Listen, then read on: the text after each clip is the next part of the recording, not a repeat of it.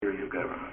Justice Kennedy, the Constitution specifies the authority to determine the manner of the appointment of the electors in state legislatures. Legislatures, of course, can use the executive branch in the state, and it may use, as in its discretion, the judicial branch. And why didn't it do that here?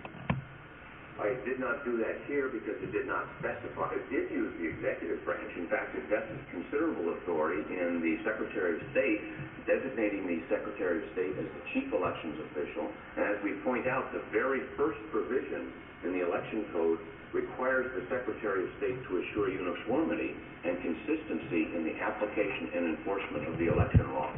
The Secretary of State, as the executive branch, is also given considerable other responsibilities. And to a certain extent, especially in connection with the contest phase of the election, certain authority was explicitly vested in the Circuit Court of the state of Florida. But you think then there's no appellate review in the Supreme Court of what a Circuit Court does?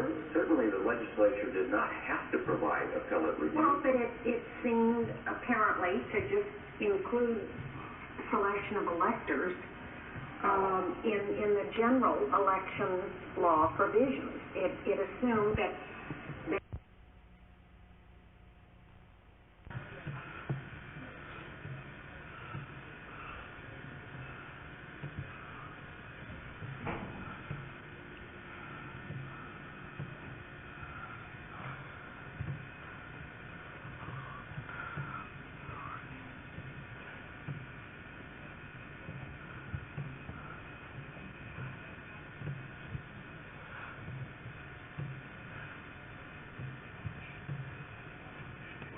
in LA right now.